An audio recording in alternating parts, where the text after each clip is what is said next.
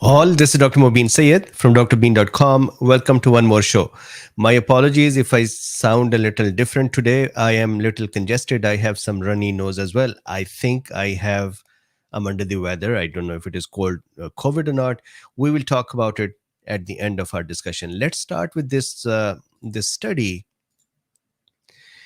This is a very interesting study from University of Rochester Medical Center.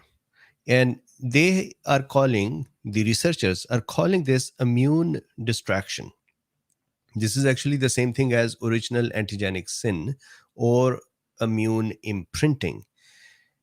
The discussion today is that in this study, the researchers found that people who had common cold or coronaviruses that are human coronaviruses that can cause common cold in us, if we had common cold before, which made memory B cells against common cold coronaviruses, then if we have SARS-CoV-2 infection and our body tries to create antibodies against the older coronaviruses, then the severity of COVID can be more in us to the point that we can even die of this severity.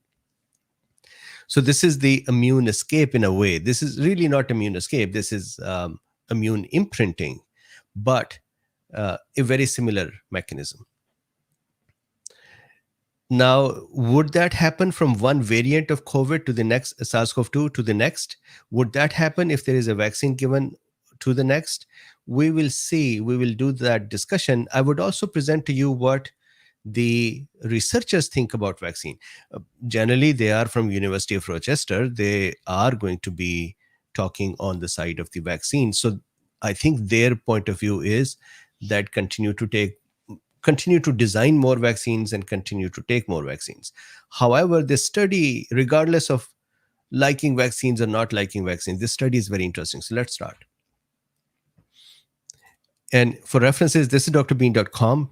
In the description of this video, there is a link to drbeen.com. The price is under $97 and under $100. And it is a one-time price. It's not recurring. And so take advantage of that. There's another 900 lectures on this site, which you can take advantage of. So with this, here is the study's article from University of Rochester. This is the study itself. IgG against human beta coronaviruses. Spike proteins correlate with SARS-CoV-2 anti-spike IgG responses and COVID-19 disease severity. This is what I'm going to explain. This is also the same one. This is their PDF. And then if you wanted to understand a little more about immunological imprinting or original antigenic sin, or as the researchers called it, distraction, you could read this article as well. All links in the description. Let's start with my drawings. So these are our gifts for humanity. They continue. So researchers are saying that the original antigenic sin or immune imprinting or immune distraction can lead to severe COVID. The study is published in the Journal of Infectious Diseases on January 29th. This article that I just showed you was March 4, 2022. And the researchers are from the University of Rochester. The lead researcher is Martin S. Zand, who is an MD and also a senior associate dean of clinical research at URMC. Now, what is the summary of it? If you just wanted to hear what did they find, here is what they did. They found out that people, so imagine if I get SARS-CoV-2 today, and here is the SARS-CoV-2 spike protein that has arrived in my body with SARS-CoV-2 virus. If I rapidly make S2 antibodies, and we, just for the level setting, we know that the spike protein has two main parts, S2 and S1. And then S1 also has receptor binding domain, RBD. Normally, what happens is from our 2.5 years of discussions, normally what would happen is that when we get infected with something new, our immune system, especially the acquired immune system, will take a few days before it can start reacting. And that few days could be 5 days, 7 days, in some people, 3 or 4 days. So it is variable. However, imagine if I get SARS-CoV-2 today and tomorrow my immune system is making antibodies, then it is not that acquired immune system is just very rapidly able to make antibodies and understand the virus. Instead, it is working with some memory cells from a previous exposure. That previous exposure could be a vaccine caused exposure, or that could be a previous infection with the same virus. And in this case, that could be an infection with a different coronavirus. So now, with this context, let's look at this once again. Imagine that somebody gets infected with SARS-CoV-2. Their spike proteins have S2 part, S1 part as well. And imagine in their body, in that person's body, immediately after, within a day or two, their body starts making S2 antibodies. S2 antibodies. It is possible that the body starts making S1 antibodies as well. That would go and attack the S1 part, which is fine. If that happens, that person is fine. But if the body starts making antibodies against parts of the spike protein, where if you attack, it would not really disable the virus from binding. So let's call it non neutralizing antibodies. So if within a couple of days, the non neutralizing antibodies are attacking the S2 part and are binding there, then we have a problem. And these are the patients who would either become severe or die. So your question might be, why? Why does it care? Why does it matter? So let's look at the right side of this diagram for a second. We are still on the summary. If I get infected with SARS-CoV-2 today and I did not have a vaccine and I was not previously exposed to a human coronavirus or SARS-CoV-2 before, then my immune system is going to process this virus new, and it would take a few days to process. So the S1 antibodies and S2 antibodies and RBD antibodies and anti-N antibodies will all be produced in 5, 6, 7, 8 days. So there will be a delay, there will be a late response. So if you're a physician and you are able to look at patients' serum and you're able to see their IgG levels to S1 and S2, and if you see them rapidly going up, which you won't have a chance. I mean, if I'm a patient and I just started having S1, S2 within 2 days, I would not yet present to you. But if the ideal setting was there and you're seeing the S1 and S2, or especially S2, going rapidly up, you are already aware that this person is going to be in trouble. But if the S1 and S2 are slowly being built 4 or 5 days later, 6 or 7 days later, then this patient would do better because they are reacting to the new virus itself and to the components of that virus. This is the summary.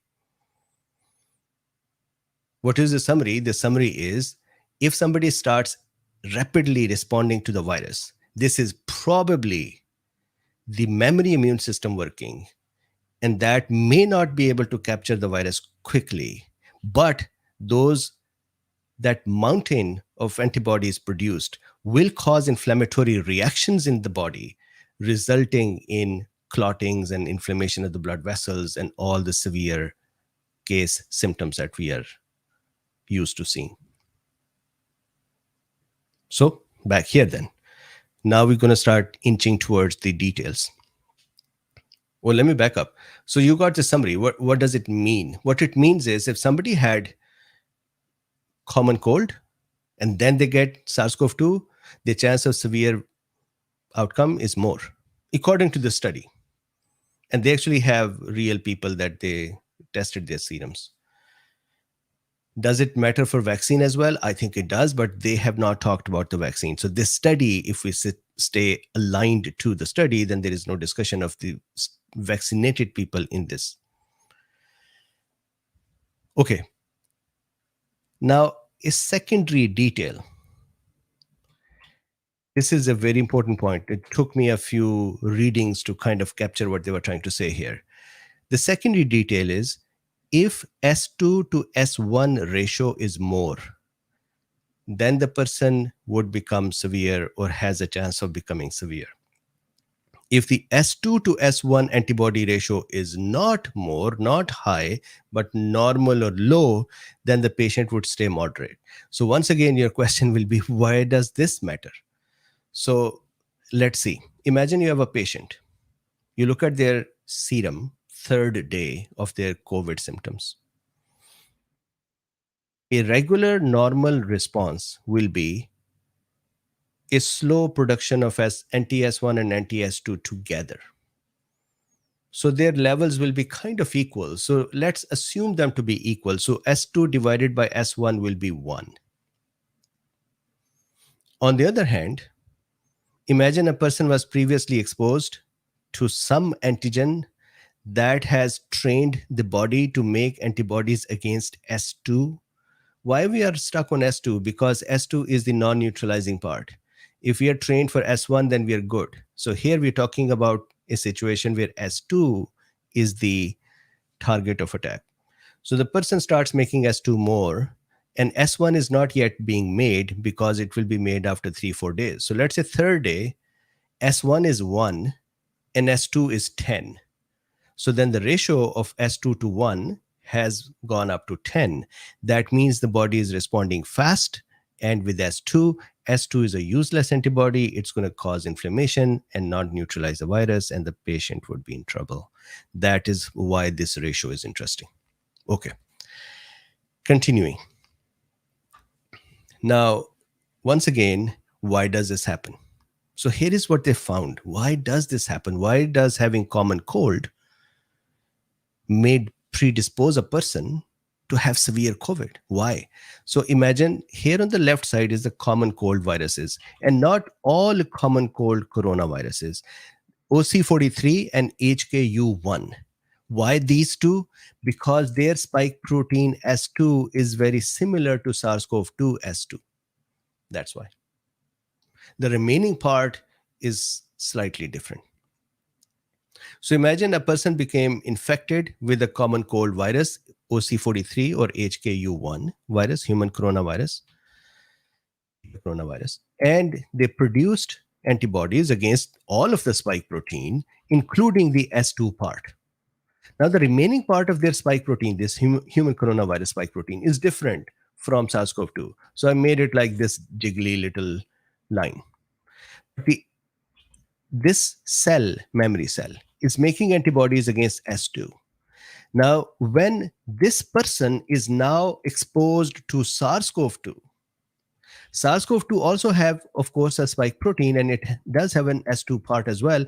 That S2 part has epitopes that are conserved between human coronavirus and SARS-CoV-2, which is now also becoming human coronavirus. So that conserved epitope would allow this memory cell to connect with the SARS-CoV-2's spike protein's S2 part, and a rapid response would occur. Now, the question should be, what is that part of S2 which is conserved between OC43, HKU1, and SARS-CoV-2? They are not sure. They just know that anti-S2 antibodies, a rapid increase in these in the early part of the infection, is a sign of a severe outcome. Now, exactly which epitope is conserved and is targeted, they do not know. This is also why not everyone who has common cold responds with severe outcome. You would see in the data that I would show you next that almost 90% of the people have antibodies against the human coronaviruses, about 90% of the people. But not all 90% become severe with the SARS-CoV-2. So not everyone reacts this way. We still do not know who will react. However, we know that there will be a severer outcome if there is a previous common cold.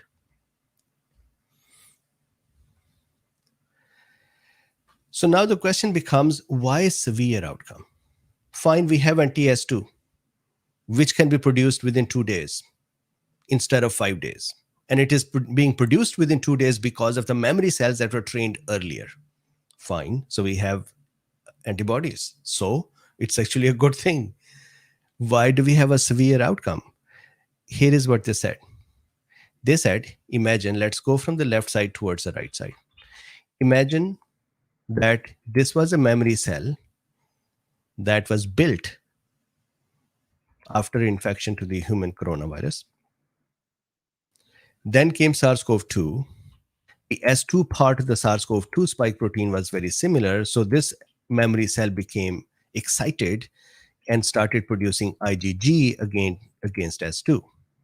That IgG started, so if you look at this middle diagram, a kind of the proportions are not correct. Here is the SARS-CoV-2. This is a spike protein. This is a normal cell. This is the ACE2 here. So the spike protein is binding there. And these rapid production of IgGs against spike protein are S2 type. They're not really interfering with the ACE2 binding. They're just connecting with the S2 part. So they're non-neutralizing. When that is happening, the biological actions of the antibody will start occurring. The biological functions of the antibodies, which we've been talking for 2 years, which is complement system activation, would start happening. When the complement system activation would occur, complement system in turn is going to take part in inflammation. Remember that complement system produces the complement, activates the complement cascade, which ends up creating a little pipe-like structure that gets punched into the wall of a nearby cell or a bacteria or a virus, if the virus has the cover, and then it destroys that entity. It could be our own cell. When the destruction occurs and the debris is going to fall around, and that would cause immune cells to become excited and overactive, and inflammation would start. So imagine now that the antibodies are connecting to S2, as they're not able to stop the virus from binding to S2 and infecting, but they are causing complement activation.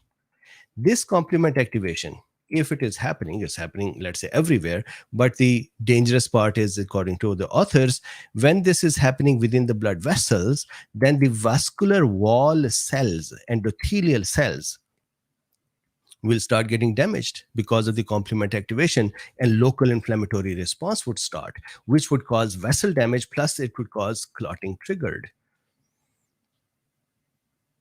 So all of a sudden, what have this shown? Previous exposure to a common cold virus, then SARS-CoV-2. If the lottery is wrong for this person, unfortunately, then the S2 proteins antibodies are produced. These are non-neutralizing, but they would cause biological activity of activating the complement system. Complement activation would cause local inflammation of whatever tissue the antibodies is present nearby. If it is within the blood vessels, then the inflammatory cascade would start, or inflammatory mechanism would start on the surface of the endothelium, and that would cause blood vessel damage, inflammation, plus clotting. And then that can lead to severe outcome. And in this study, severe outcome including death of the people. Now, what did they do? How did they do this? What they did was they took some healthy people's serum. So, or pre-COVID time, before December 2019, they took the serum from their own biobank of the University of Rochester hospital system. And they had 188 people. Out of them, 55 were healthy. The remaining had various kind of infections. So they had various kind of antibodies. They also had antibodies from children, because children have a lot of exposure to common cold. Because of that, children, almost all, not all, but almost all, have antibodies against common cold. So they use the children's serum as a control to say that if somebody is exposed to common cold, this is the amount of antibodies present in their blood. So this is one cohort. This was non-SARS-CoV-2. And in this, they measured that do these individuals have anti-S2 or anti-S1 IgGs. So this was one. So if they had the anti-spike IgGs, that means that was before the SARS-CoV-2 time. So that means these were against the common cold viruses. So then what they did was they took those antibodies and they had those antibodies with various variants, for example, human coronavirus variants and then SARS-CoV-2, to see where do these attack. And they found out, this was very interesting, they found out pre-COVID time patients who had anti-spike antibodies against the human coronavirus antigens, these antibodies did not attack SARS-CoV-2. However, in the SARS-CoV-2 time, they had another 155 patients who were outpatient 42, mild cases.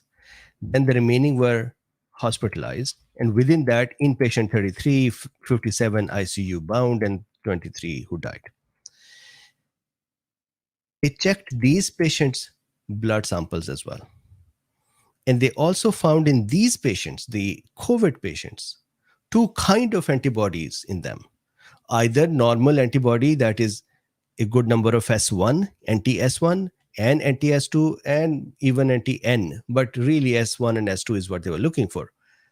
And the ratio was kind of equal, which meant new infection, no previous exposure, and both of these antibodies are against the SARS-CoV-2. Then they also saw in these severe patients that they had a lot of S2, and that S2 reacted to SARS-CoV-2 S2 and the previous coronavirus S2s. But almost nothing or very little S1.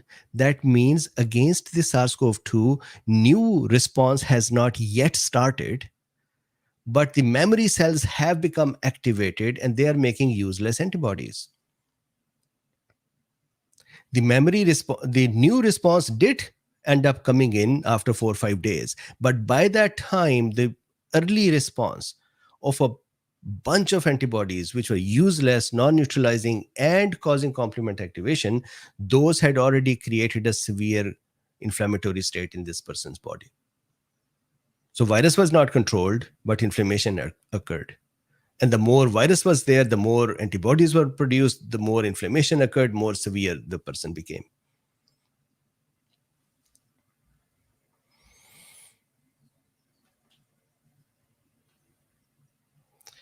So once again, I think this I repeated a few times, a faster production of anti-S2 is actually a bad sign. That means it is coming from memory cells.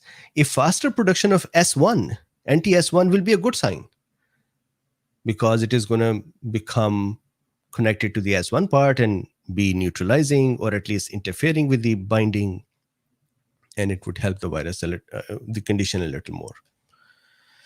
Now, this will be the interesting part. So you all would have a different opinion depending upon the audience who is here.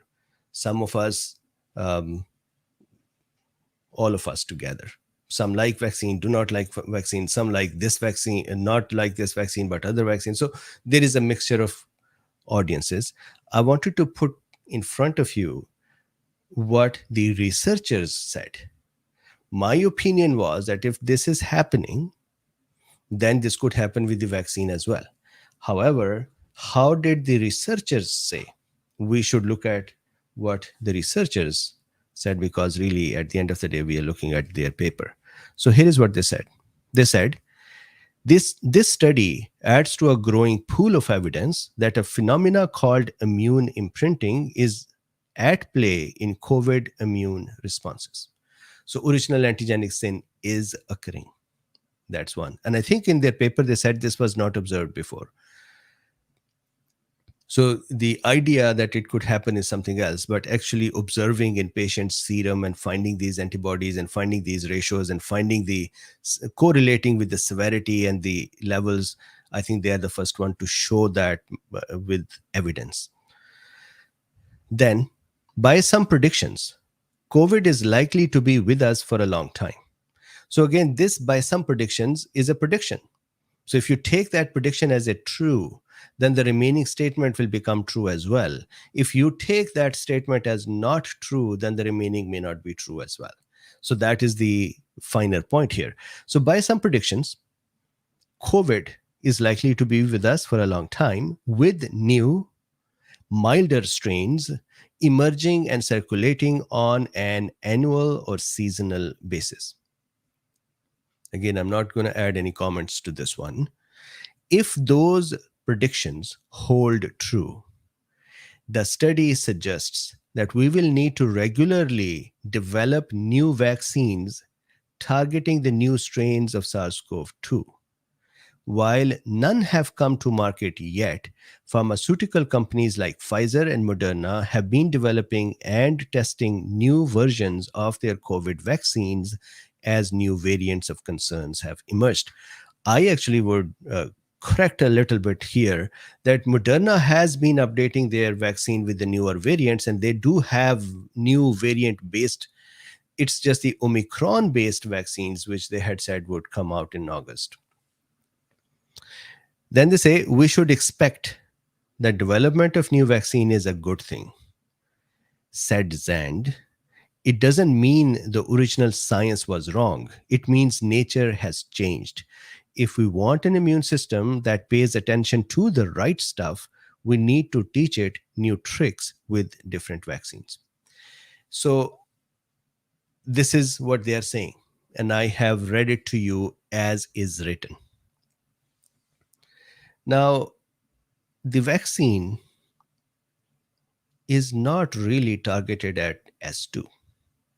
Vaccine are targeted at S1 as well and RBD as well, and probably the newer variants vaccines would be more targeted towards S1 and the RBDs. So that means this may or may not happen. If it happens, then we have a original antigenic sin with the vaccine occurring as well. Again, this study does not say that.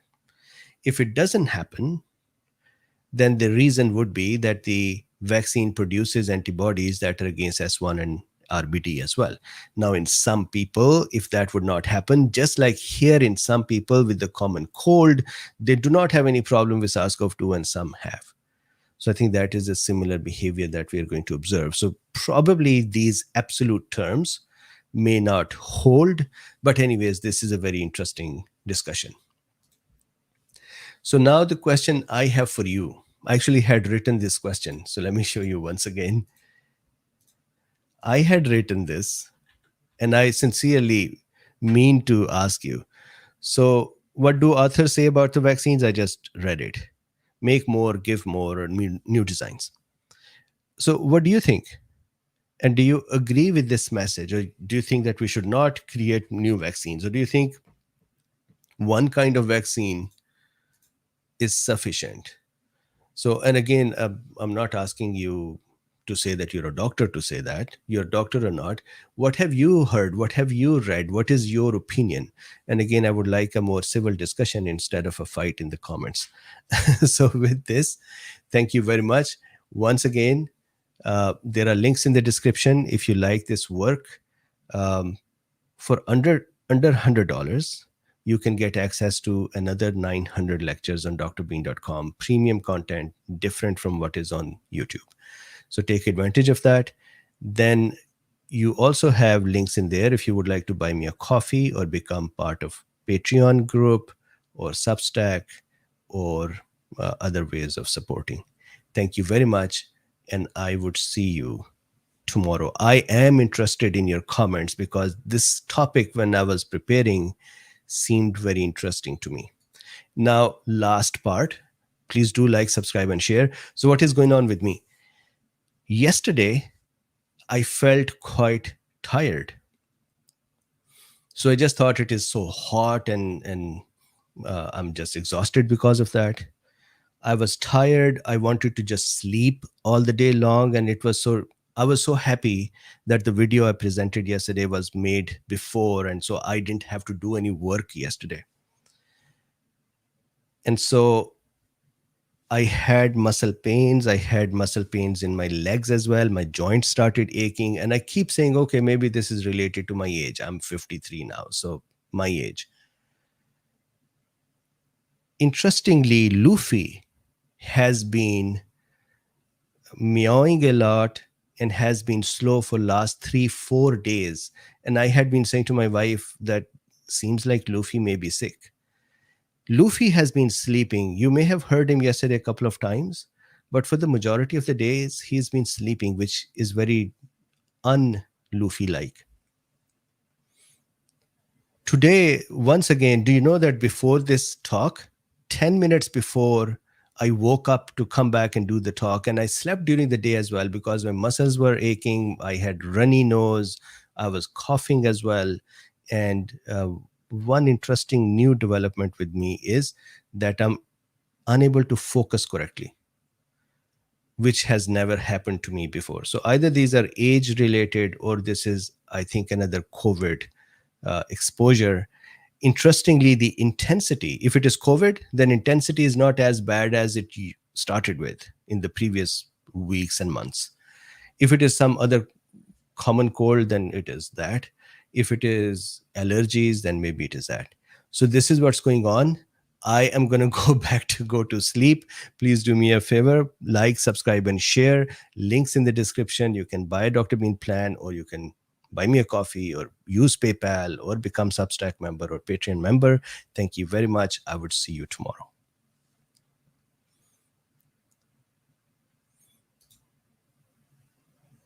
So Bambi says, we get a new flu jab every year. Why not a new COVID-19 vaccine? Sure. But I think that COVID, so let's say if I have COVID again, this is not as severe as it was before. So if COVID kept becoming more human coronaviruses like, then we would not need anything other than those who are at risk. But if it stayed the course the way it is, then yes, seasonal or yearly vaccine would become an interesting thing. So Shika Maniac says, sounds like long COVID.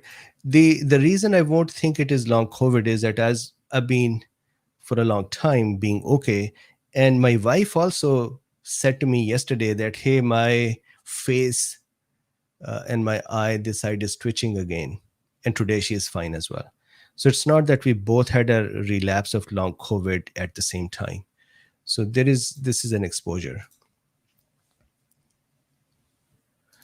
John, yes, I could have flu. The only thing is, flu, when I have gotten flu once or twice in my life.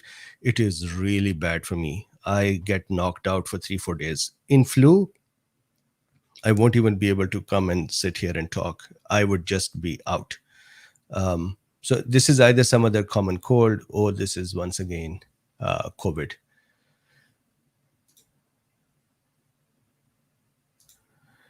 So Alexander says, not able to focus as in sight or as in thinking, as in thinking.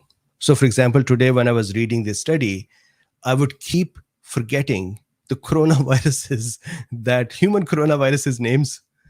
So that was so weird.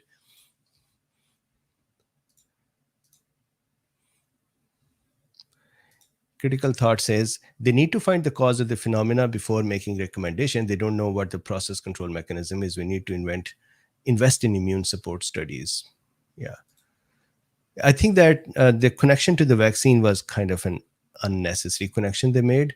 But generally, it is a very, as they said as well, I think in their paper, that this is the first time somebody is providing all that evidence of immune imprinting or immune distraction.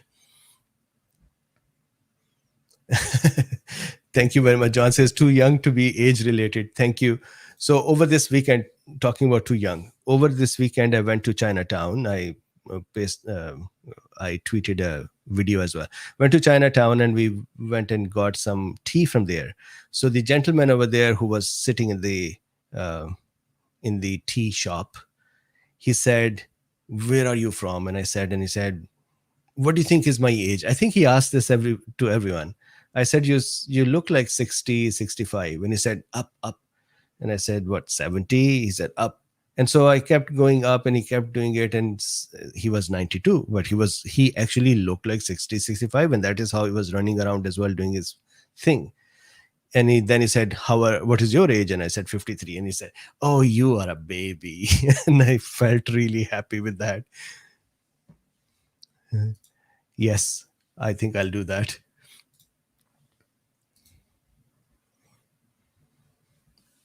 John Snyder says, Alquin green tea, preprint in that, fast acting but short lived. So, with this, thank you very much. I'm going to go lie down. Links in the description. Like, subscribe, and share. And see you tomorrow.